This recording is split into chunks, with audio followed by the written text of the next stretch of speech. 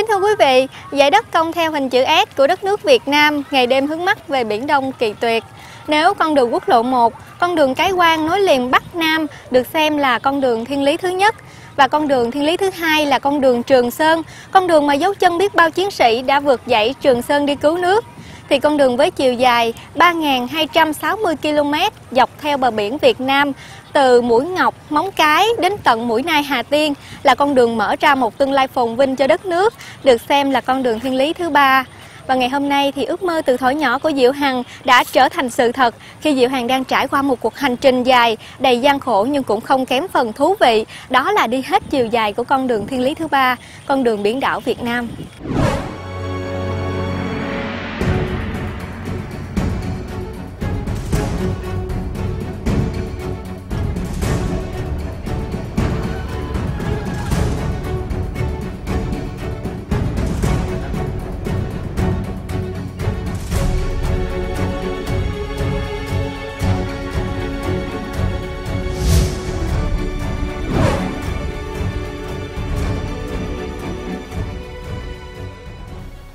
Chúng tôi quyết định chọn Hà Tiên là nơi khởi nguồn của cuộc hành trình.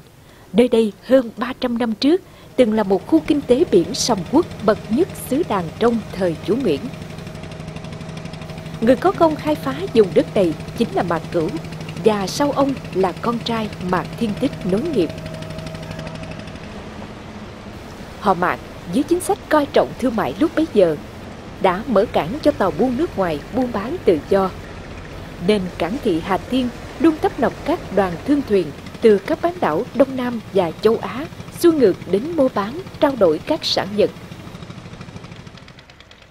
Do đó, Hà Tiên từ một vùng đất hoang sơ đã trở thành một đô hội miền biển, nơi quy tụ lưu dân tứ xứ về an cư lạc nghiệp.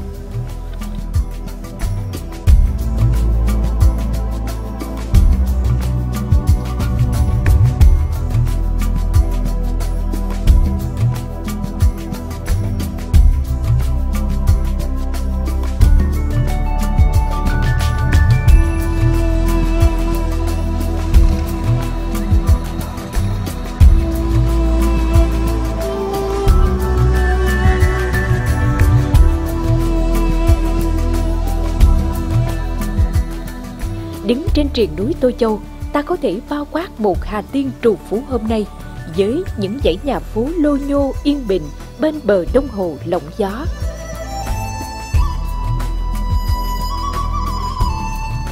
Được tiếp nước 4 mùa từ sông Giang Thành, Đông Hồ tựa như chiếc túi nước khổng lồ.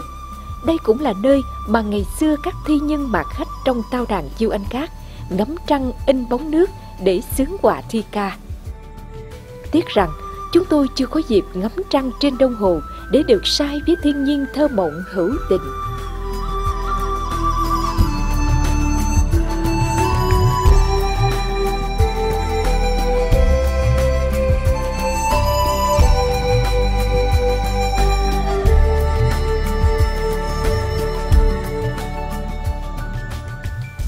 Thay thế cho chiếc cầu phao ngày xưa là chiếc cầu Tô Châu vững chãi, nối nhịp đôi bờ, rất thuận tiện cho việc đi lại buôn bán.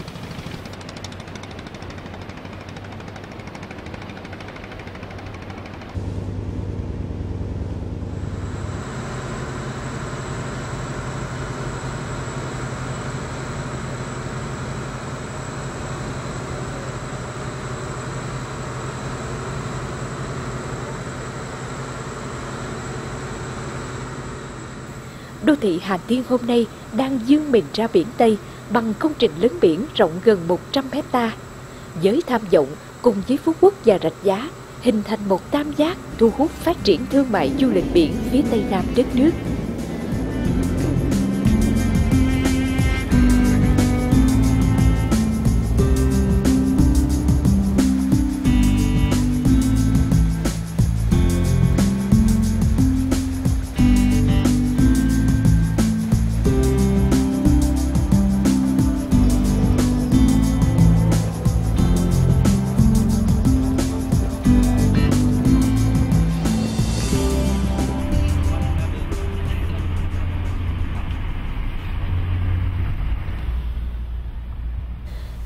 chúng tôi đến viếng đền thờ Mạc Cửu tọa lạc dưới chân núi Bình Sang.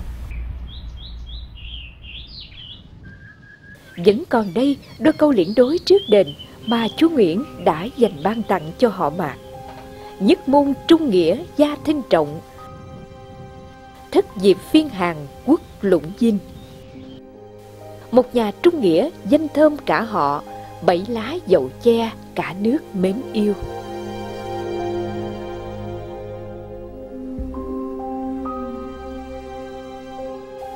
Đền thờ Mạc Cửu được xây dựng vào năm 1735, còn có tên gọi khác là Trung Nghĩa Từ.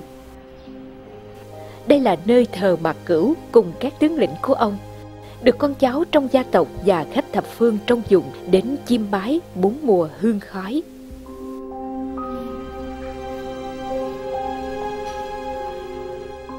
Phía sau đền là lăng Mạc Cửu trên triền núi Bình Sang. Mạc Cửu mất năm 1735. Ông được nhà Nguyễn truy tặng, khai trấn thượng trụ quốc, đại tướng quân Vũ Nghị Công. Nơi đây còn có mộ phần của Mạc Thiên Tích và các tướng lĩnh, nên Bình Sang còn có tên gọi khác là núi Lăng.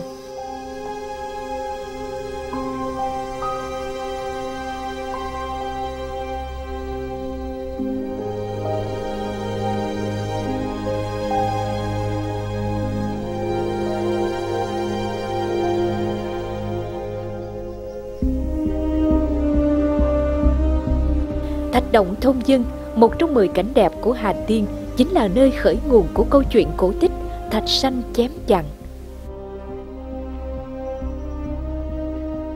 Hang động thâm u, ngôi chùa Tiên Sơn tĩnh lặng cùng những tượng Phật uy nghiêm đã biến nơi đây thành một không gian huyền ảo thoát tục.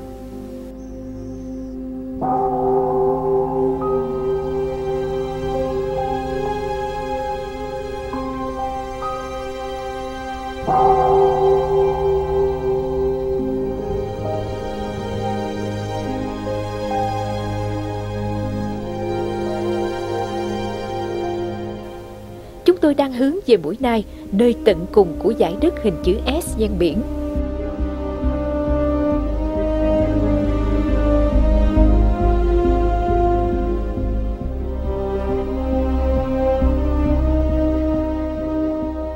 Mũi Nai xưa còn có tên gọi là Lộc Trĩ Thôn Cư, cũng là một trong 10 danh thắng của Hà Tiên thập cảnh. Nay vẫn là một làng chài hoang sơ nép mình dưới chân núi Pù Nị.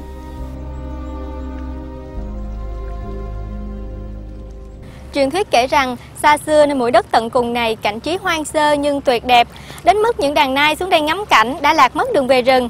Nhưng theo tiến trình lịch sử thì nơi đây từ xa xưa được gọi là Mũi Nại vì nơi đó có núi Pù Nại. Pù là núi, Nại là lớn, mà người Khmer đã nói trại đi thành Pờ Nai hay là Bà Nai, ngày nay thì gọi là Nai, Mũi Nai.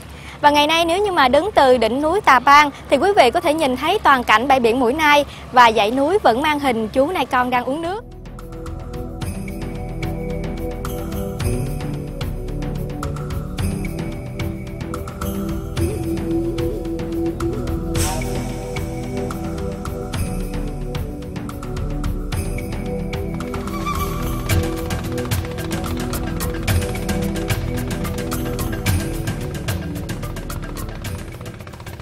Hoàng hôn trên biển Mũi Nai thật hiền hòa.